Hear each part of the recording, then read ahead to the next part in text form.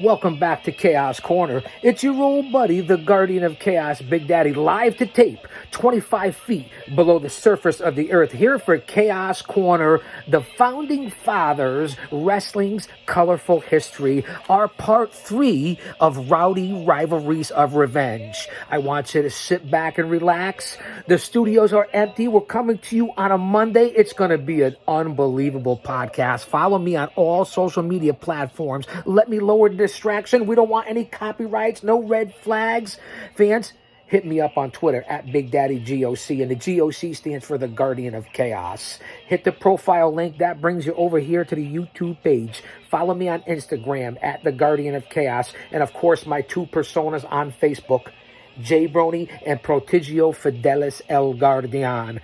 We just got finished leaving the Dusty Rhodes and Kevin Sullivan feud, and now we enter one of the most colorful of all time in the historic golden era, Bruno Sammartino and superstar Billy Graham. We're covering the Complete Idiot's Guide to Pro Wrestling, a match made in heaven with Captain Lou Albano, Burt Randolph Sugar, and yours truly, the Guardian of Chaos, Big Daddy. Let's get right into it, fans.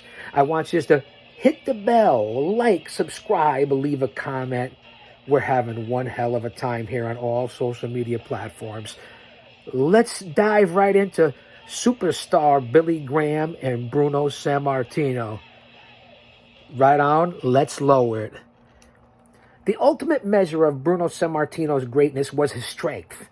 Time and again in matches against some of the greats of his time, despite having absorbed terrific punishment, the living legend would be able to call upon the reserves of strength to turn the event and his opponent over on their backs.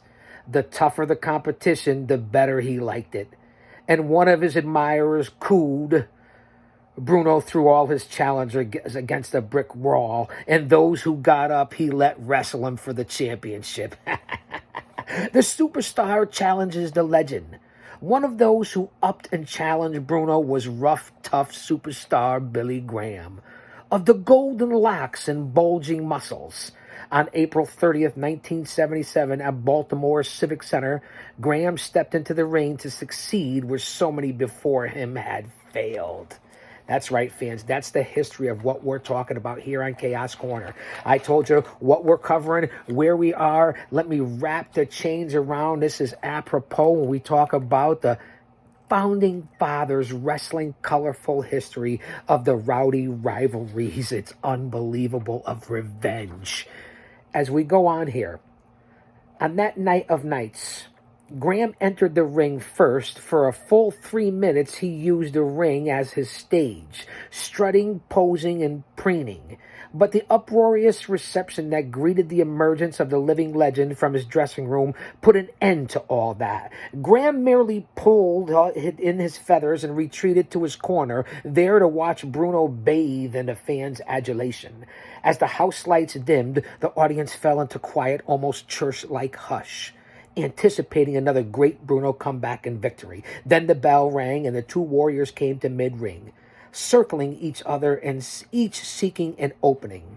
The battle is engaged. Within seconds, the two had joined like bull moose in heat, their arms intertwined and their muscles straining against one another, both looking for the advantage, the edge. Then Graham got in well-timed kick to the champion's leg, and the action was underway. For the next 10 minutes, the two warriors fought furiously, but neither was able to break through the other's defenses any more than you could open a Maryland clam with your bare hands. No one can get an upper hand, or upper leg for that matter. Bruno was now frustrated in his efforts to get to Graham. He grabbed the blonde superstar by his tresses and began banging his head into the turnbuckle. Graham fell to the floor, his face a bloody mess. Having tasted his own blood, Graham now fought back with a fury, assaulting the champion and catching him up on his dread superstar bear hug. As Sammartino flopped around in Graham's arms like a big fish out of water, it looked as if Graham's famous submission hold might carry the day and carry off the championship belt. As we flash through some unbelievable photographs here on a Complete Idiot's Guide to Pro Wrestling, Burt Randolph Sugar, Captain Lou Albano, covered by yours truly, the Guardian of Chaos, here on Chaos Corner. We are in the Rowdy Rivalries of Revenge, Chapter 11.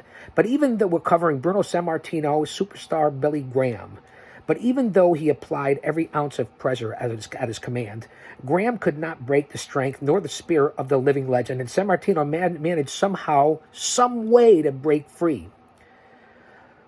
Both now beginning to show the strain of the last 15 minutes of pitched battle. But now Sammartino, famed of his fears and arms, began some seats of feet and strength as feet as well. Say that 3 times fast. He backed Graham up into his own corner and drove him to his knees with a series of kicks. Suddenly there was Graham begging for mercy, but Sammartino would have none of it, and punctuated each and every one of Graham's pleas with yet another kick. A title lost and won. Then, just as it seemed that Sammartino had the bout in his grasp, the man called the People's Champion turned to those whose opinion he prized the most, his fans, to ask them for their support in continuing his attack. Bruno's posturing was a tactical error. I've always said that. If you go back and look at the YouTube, and who am I to criticize Bruno? One that ranks right up there with Jack Dempsey's failure to retreat to a neutral corner after flooring Gene Tunney. And Sammartino's error would cost him the title, much as Dempsey's momentary lapse cost him. A great parallel right there. For as soon as Graham saw Sammartino turn away to the audience, he reached out and grabbed Bruno's leg, dragging him down to the mat where he pinned the soon-to-be ex-champion's shoulders to the canvas. Referee Jack Davis, unaware that Graham was using the ropes for leverage to hold Sammartino down, began to count. 1, 2, 3, and it was all over. Put it in the books. Unbelievable, the living legend had been defeated. Official protests were lodged by Bruno's camp, but the Maryland State Athletic Commission, ignoring Graham's obvious use of the ropes to secure the final pin, ruled that once a decision had been rendered, it could not be overruled. Graham, hearing of the controversy caused by his victory, now said it's finally over. And you can talk all you want about controversy. Foot on the ropes, blood on my brow, the State Athletic Commission, or anything you want.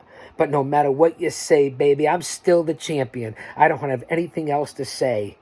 This here, the belt, it says it all. Wow. A lot of this is on YouTube, fans. Unbelievable reliving this. Superstar Billy Graham, Bruno Sammartino, part of the Rowdy Rivalries of Revenge, here in Burt Randolph Sugar and Captain Lou Albano's Idiot's Guide, the Founding Fathers, Wrestling's Colorful History. This is part 3. We're going to be right back. We're leaving Superstar and Bruno, and we're headed to Andre the Giant and Black Jack Mulligan and Rowdy Rivalries of Revenge here on Chaos Corner, live to tape, same day coverage. Don't you dare miss it. I'll say that to say this, because I tell it like it is.